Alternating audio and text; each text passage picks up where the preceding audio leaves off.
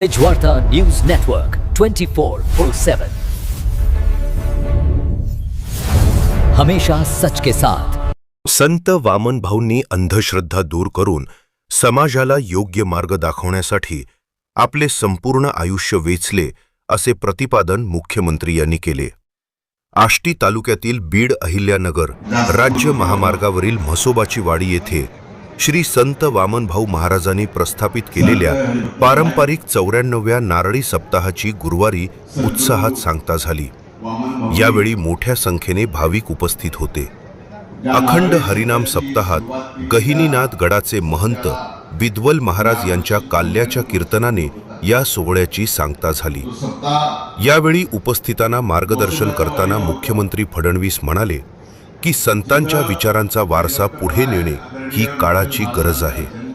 संत वामन भाऊंनी समाजातील अंधश्रद्धा दूर करून लोकांना योग्य दिशेने नेण्याचे कार्य आयुष्यभर केले।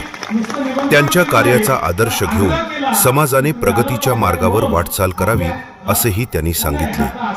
तसेच गहिनीनाथ गडाच्या आध्यात्मिक परंपरेला पुढे नेण्यासाठी राज्य सरकार कटिबद्ध असल्याचेही त्यांनी स्पष्ट केले। या कार्यक्रमाला विविध मान्यवरांसह हजारो भाविकांनी उपस्थिती लावून भक्तिमय वातावरणात सहभाग नोंदवला। तेज वार्ता रिपोर्टर राजू गायकवाड, आष्टी।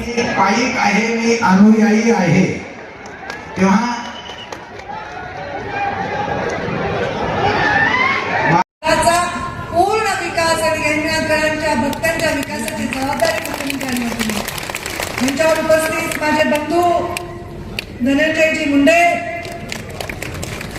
त्यांच्याशी गप्पा मारत असणारे सुरेश अण्णा धस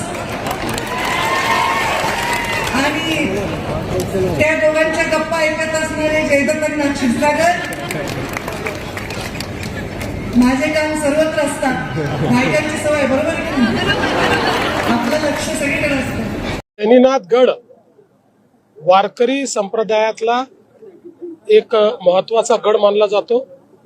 श्री संत वामनभाऊ महाराजांनी या गडाच्या माध्यमातून हजारो लाखो लोकांचं जीवन बदललेलं आहे। आता तीच परंपरा विठ्ठल महाराज या ठिकाणी चालवतात आणि मी गडावर जात असतो।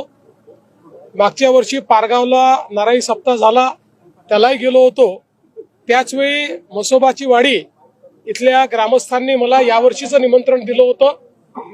म्हसोबाची वाडी श्री विठ्ठल महाराज यांची जन्मभूमी देखील आहे, त्यामुळे या सप्ताहाला उपस्थित राहावं ही माझी ही इच्छा होती आणि आज ती इच्छा पूर्ण झाली।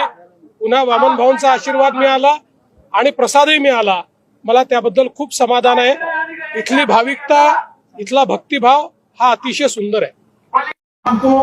आणि त्यासोबत म्हसोबाची वाडी या गावातल्या गावकऱ्यांचे आभार मानतो की त्यांनी नुसतं निमंत्रण केलं नाही तर आग्रह केला की तुम्ही आलं पाहिजे आणि म्हणून आपल्या सगळे आले होते मला भेटायला आणि म्हणून आपल्या सगळ्या भक्तांचं दर्शन हे घेण्याची संधी देखील या निमित्ताने मिळाली। आपल्यालाही सगळ्यांना मनापासून मी प्रणाम करतो। आणि या ठिकाणी आमच्या सुरेश भाऊंनी काही एका रस्त्याची मागणी केली आहे, ती पण सुरेश भाऊ आपण निश्चितपणे पूर्ण करू हे आपल्याला या निमित्ताने सांगतो आणि माझं बोलणं संपवतो। धन्यवाद। या ठिकाणी वामनभाऊ महाराजांना नतमस्तक होतो।